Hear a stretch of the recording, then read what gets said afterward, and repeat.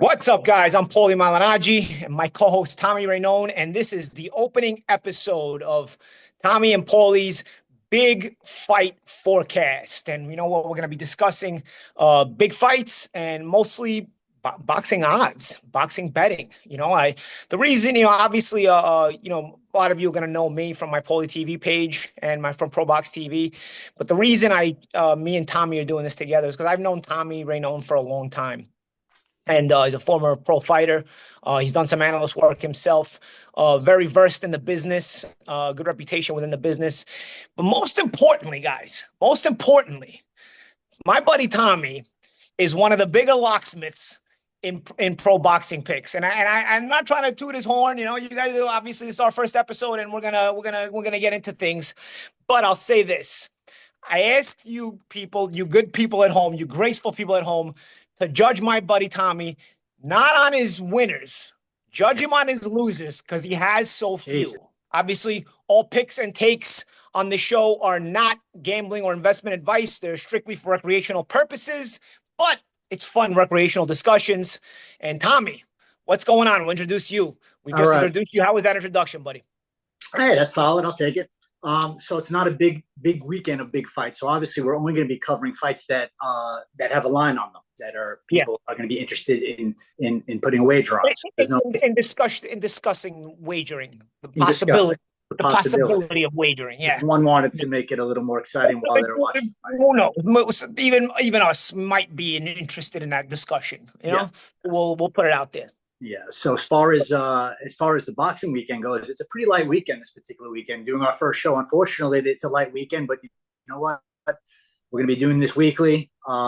We're going to look to drop the episodes on every Thursday with our picks, and we'll do the big fights that are coming up that weekend for Friday and Saturday. So unfortunately, this weekend there's only two fights, but they're two good fights from Madison Square Garden. It's on the zone, and we got Richard Hitchens. He's fighting George Kambosos, former undisputed world champion. And it's always 30, George. Always 30, always reliable, and always seems to come up short, though. But, one guy's on his way up, one guy's on his way down. Hitchens is he's gone obviously from prospect to contender to now he's a world champion. So making his first title defense, Kambosos has name recognition. Kambosos is a former world champion. It's a resume filler. But one guy in Hitchens is on his way up. Kambosos is kind of on his way down at 35 years old. But it's still an interesting fight. It's still the biggest name that Hitchens has fought. And it's a tough test. And Tommy, matchup-wise, Hitchens, mid to long-range boxer, speed, good jab, very good jab. Very good jab. Mainly wins and boxes off the jab. Hasn't lost yet, obviously. Kambosos, wouldn't call him, he has the reputation of being a tough guy, but I wouldn't call him a brawler, so to speak. He tries to kind of box off rhythm a little bit. I remember in the Devin Haney rematch, I don't know exactly what he was doing, but he kept switching righty to lefty for no apparent reason. But he wasn't trying to brawl. He was trying to tactically do things. So he's just very tough. He's got a, what I like about Kambosos, if there's something you can like, it's his fighter mentality. He's got a no quit attitude. He's only been stopped by Lomachenko. You may outclass him, but he's never going to stop trying, and he earns his money in that way. Obviously he's in these fights because of the win over Teofimo Lopez. But and other than that, sometimes you wonder if he belongs on this level. But I tell you what, the fact that he never gets stopped or he's difficult to stop shows you that he earns his money. He's willing to be in there tough. And if you're going 12 rounds in these tough fights, you catch him punches, so that your toughness has to be taken into consideration. Yeah, absolutely. And he's only getting these opportunities because he's going the duration, because he's going the distance. If he was getting stopped in these fights, you can't sell these fights. Yeah, so exactly. He goes out there. He's gonna try. He's gonna give it his all. Even in the Lomachenko fight, where he was completely outclassed. Even in the Lomachenko fight, completely outclassed, outgunned, outboxed, outmaneuvered, outthought. He was game. He was game the whole time. And he went out on his shield. That was the first time he was stopped. And I don't see a stoppage in this one. Richardson, as you said earlier, fantastic jab. That's his primary weapon. He doesn't use the right hand a ton. I'm expecting him to be a little more aggressive in this fight. I think he's going to try and make a statement fighting at home, fighting at Madison Square Garden in New York. But how long will that last? I mean, Kambosos is going to have his response to that as well. The thing that I worry about with Richardson Hitchens is that I haven't seen any inside game from him whatsoever. In the Lamos fight, Lamos was roughing him up on the inside. Yeah. And all he did was grab and clinch and hold and look for the referee to get some separation. My question, Tommy, is though at this point is Lamos, because I think you pronounce it Lamos, not Lamos, right? Is it L-E? But is Lamos at this point tougher on the inside than Kambosos? Is he going to go for it more? Kambosos is going to go for it, but can he physically go for it the same way Lamos could physically go for it? You know what I mean? Or is he going to be? I can't stop thinking about the way Devin Haney just controlled him on the outside. Like no matter what George wanted to do, you can talk about Haney also isn't really a great inside fighter. There was basically no inside fight that fight. That's basically the blueprint. And that was a more prime George Kambosos. And that's two fights. That's 24 rounds, not 12 rounds. Yeah, without a single adjustment, aside from, like I said, the random switching from right to lefty for no reason at all. Mm-hmm. So and we know Hitchens' jab is very, very good. I've seen Hitchens around the New York gym area probably since he's 8 years old, maybe even younger. You know what I mean? This kid grew up in boxing, grew up in the New York scene, and has matured into a bona fide world-class fighter. For a first defense, I could see him looking to make a statement and trying to step in, but I also could see him where it's like, it's my first defense. Let me get my feet wet here, put on a performance. Don't go above myself. I got a guy who's going to basically cooperate if I outbox him, because let's face it, Kambosos basically cooperated with Haney once Haney was too good of a boxer. He tried, but he wasn't going to go anywhere. But at the same time, he also didn't take too many crazy risks either. Yeah. And I feel like if Hitchens sees that, Hitchens may very well be content to sit off the jab and box him and outbox him. And Kambosos, of course, never really being a quitter, you got to beat it out of him as Lomachenko did. I don't know if Hitchens, the crowd may be up for it and whatnot because it's a New York crowd and Hitchens' first defense at home. Obviously, everybody would love a stoppage in their first defense, but at the same time, it's also better to make your first defense and not risk getting knocked out walking into something, because it's Hitchens' attitude, Hitchens' character as a fighter isn't to be overly aggressive. So is he going to come out of character? He's going to risk that in his first title defense. Yeah. I think just having a win over a guy like George Kambosos, even though it's a past his prime, past his best, George Kambosos, still a nice resume filler for Hitchens, who doesn't have, like you mentioned earlier, doesn't have any names on his record. No, and he's not a big puncher. He's not a big puncher in his own right. So you're talking about a guy that has 19 fights, only 7 knockouts on the lower level. And Kambosos, again, has world-class experience. He's only been stopped once. That was by Lomachenko. And you know what? Listen, this is where he won his undisputed world championship. So you know he's going to come hungry. He's going to be motivated. And I think he knows this is kind of the end of the line here. Yeah, and also Kambosos himself isn't the biggest puncher. So, that's something to keep in mind either. Neither of these guys are huge punchers. Mm-hmm. Different boxing styles, different approaches to the fight. But neither of these guys are huge punchers. Yeah, I actually think it's going to be a fun fight, though, believe it or not. I don't think it's going to be boring. Yeah, because I could see Kambosos getting frustrated and trying to, tell Hitchens to bring it, because he can't get to him himself. Mm-hmm. And I could see Hitchens just talking smack while he bops him up the head with jabs, Yeah. And it could be that kind of fight. Yeah. So we're leaning, and the odds are long. The odds are long. Yeah, odds are long. As far as the money line goes, Hitchens is in the ballpark of a minus 1,400. He was minus 13, minus 1,400. Yeah.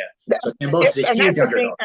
And that's the thing, guys, why we have this big fight forecast show here, why we decided to start it, because a lot of boxing bets, right, a lot of boxing picks in general, they look like they're very simple, but then the odds tend to be very long, because boxing tends to make a lot of these matchups where the odds are very long. So the key in these matchups is, in my opinion, and of course, that's how I've seen Tommy also butter his bread, so to speak. It's in your parlays and it's in your prop bets, Correct. And again, I will reiterate, none of this is gambling or investment advice. It's just recreational. But in our recreation, we tend to realize that the ticket to victory in some of these things, in some of these matters, where you're risking less as opposed to risking so much, is the parlay route, popping it up with various picks or various prop bets, which gets you a little bit better odds. And that's where we're heading in this direction. Tommy, why don't you let them know?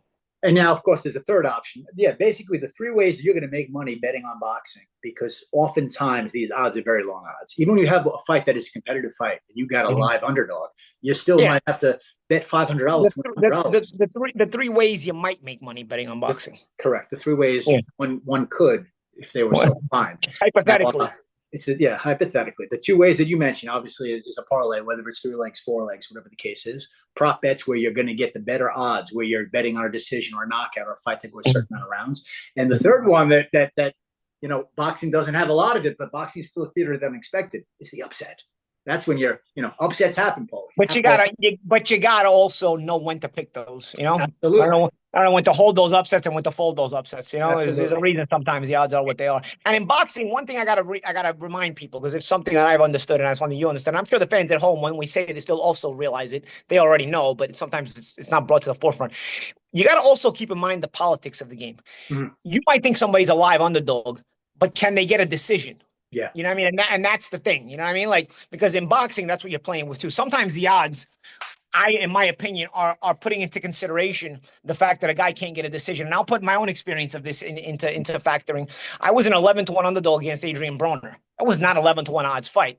When I got the decision and I lost a split decision, I realized, well, I guess that's why I was 11-1 underdog, because you're putting into consideration the matchup as well as the politics together. Absolutely. So I would have had to win a wide fight in order to get that. Which decision. is why you got to make smart. Close. Which is why you want to make smart decisions when putting in these bets. Yeah. If you hypothetically when putting the wager. Our opinion is that.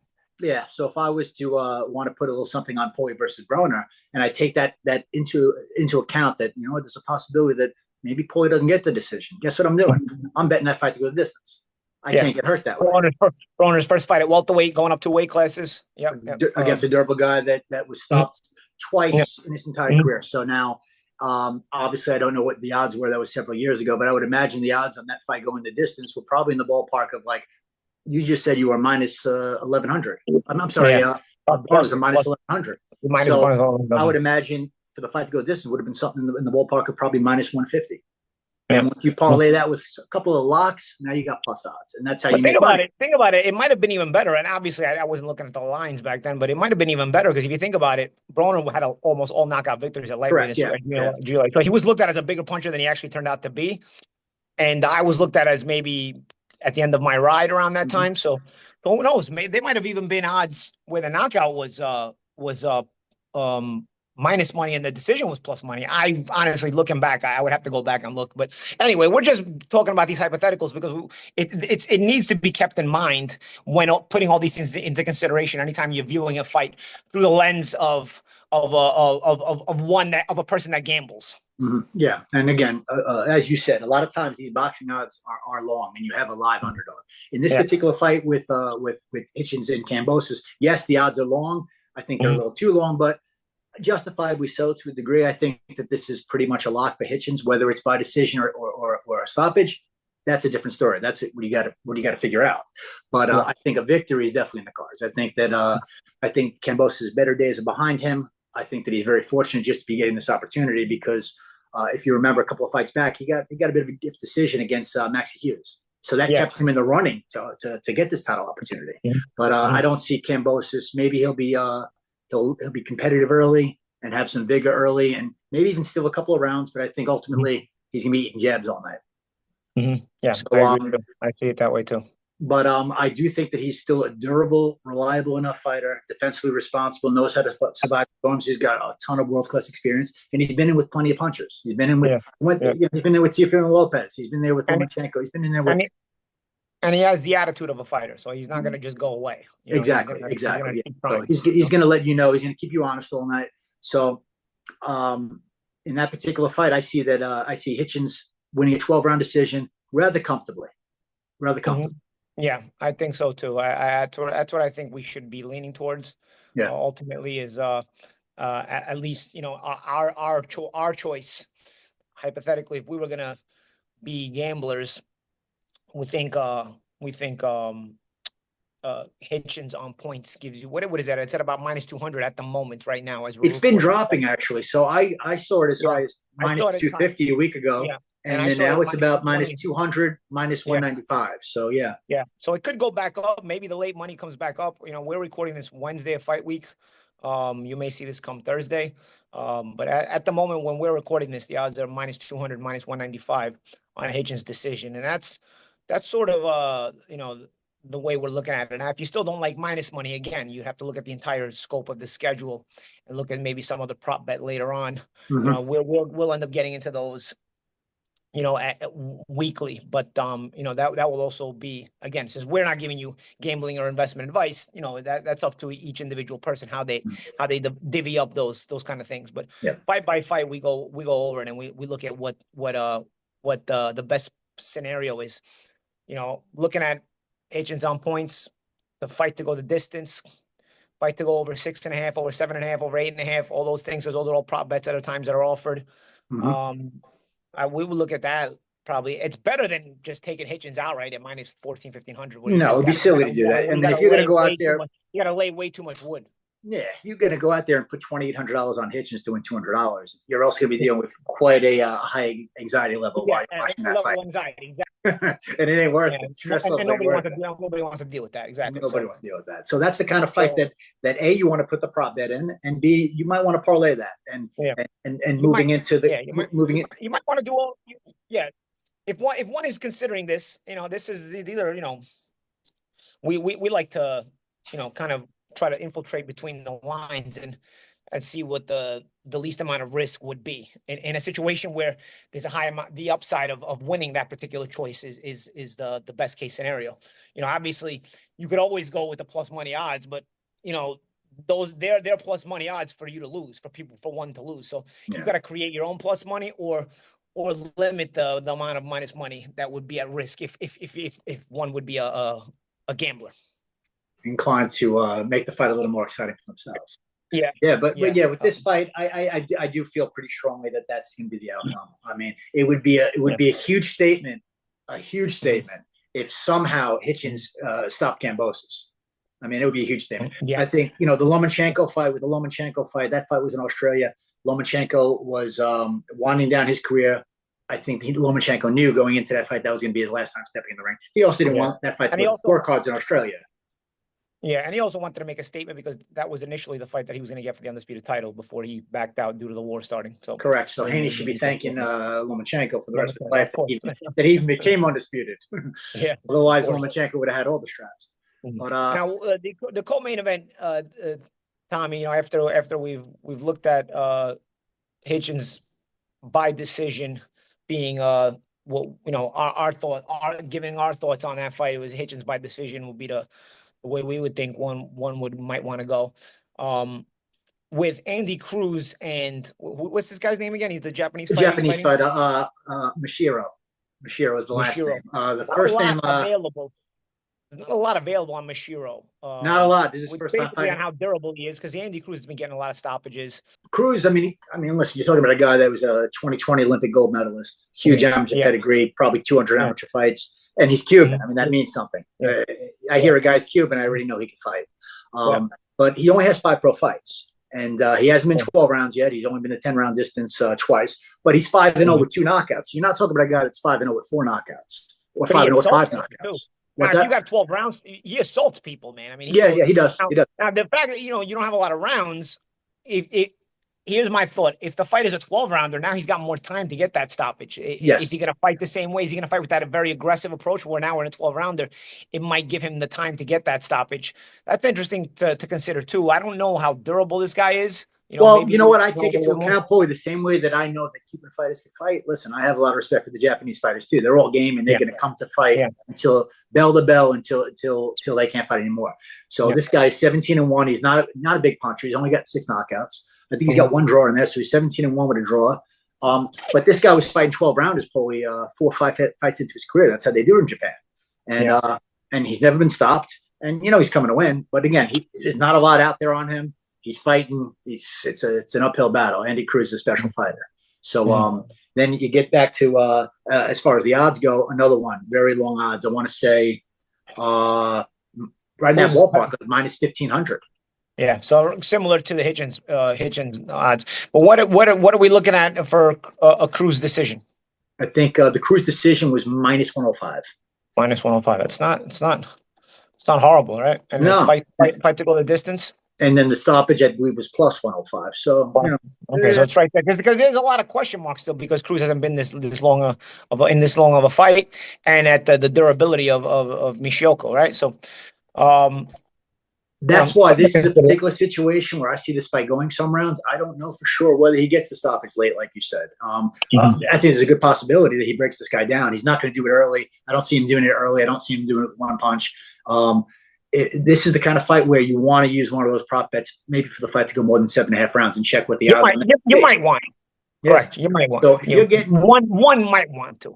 Yeah, one might want to. If you get attractive odds, something in the ballpark of, let's say, minus 300, and now you're parlaying that with Hitchens to win by decision, you're going to come out with plus odds at that point. So you got a simple 2-leg parlay. One fight's got to go more than 7.5 to co-main event.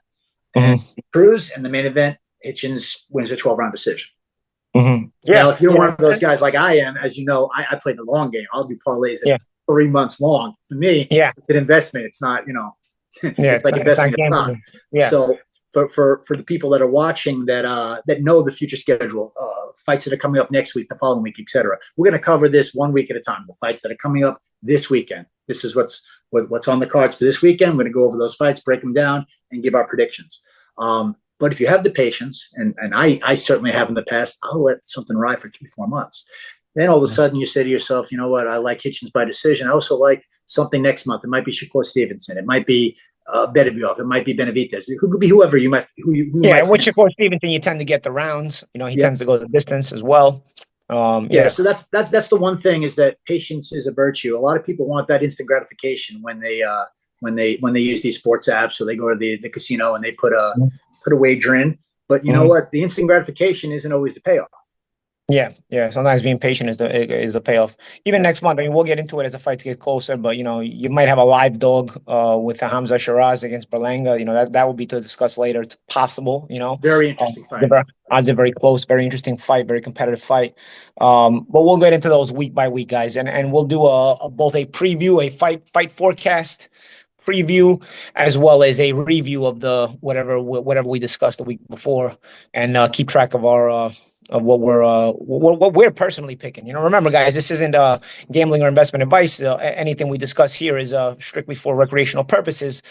But everybody loves. I wouldn't say everybody, but a lot of people like to get into the discussion of possibilities and different ways of approaching, especially these days, of approaching gambling and different ways of gambling in different sports. And boxing, it's not so cut and dry. There's the prop bets are typically something to look at, which may give better odds to what is already obvious, because usually what's already obvious is long odds and it's not worth it. So that's why that's why we decided to create this. And like I said, I know Tommy's resume personally. He's got a rap sheet of high percentage wins for years on his gambling site.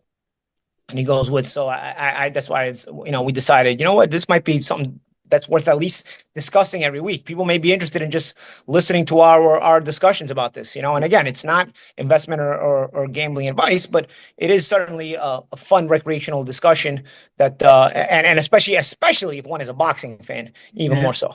And most weekends, just have 2 fights like this. This is a light weekend. A lot of weekends, sometimes you got televised fights on Thursday, Friday, and Saturday. You might have as many as 12 fights worth breaking down. But I think the average weekend, you're looking at 4 to 5 fights. So most of our shows are going to be covering that. Next weekend's a big boxing weekend. This particular weekend, there's not a lot going on. So these are the only 2 fights that are really on the books that are worth covering. It's a soft opening for Tommy and Paulie's big fight forecast. So it's off to the races for us. Well, they say a casino is soft opening, but once you have a soft opening, the casino's open. It doesn't close. Yeah, that's it. What's a soft opening? It's open. That's it. So, guys, once again, man, we'll bid you farewell until after the fights. We'll see you next week. Remember, once again, we'll remind you this: none of what we discussed here is gambling or investment advice. So it is strictly for recreational purposes. But we certainly enjoy and have a lot of recreation having these discussions. And if you guys have wanted to be a part of it or enjoy it, leave us your comments. Let us know what you think, and let us know if you also not only have questions in the comments, but also if you agree or disagree on some of our takes, because that's a big reason for social media and a big reason for being out there like this is to have the discussion and have an open conversation And, and people's thoughts, especially when it comes to boxing, because and people I'd are very like to hear partisan some and people I'd love like to that. hear some feedback in the future on some of the bets that people put out there and how they did with those bets. Yeah, it's always exactly. wild when you hear somebody put that bet on the plus 300 underdog and pulled it Yeah. off. Yeah, because of course, some guys, like I said, I think there'll be people that agree and disagree. There's and that's why these conversations are fun, and that's why I say it's recreation. You know what I mean? It's not what we say is not the be all end all. It's our thoughts, and that's why I shouldn't be taken as investment or gambling advice. But nonetheless, like I said, I've seen personally Tommy's resume in this, and I said, you know what, it's worth a shot to start a show, and we started Tommy and Paulie's Big Fight Forecast. We hope you've enjoyed it. This week's edition. It's our first and opening edition. We hope to have many more. And like I said, leave us some comments, drop a like, subscribe, and we'll see you next week. Next Thursday.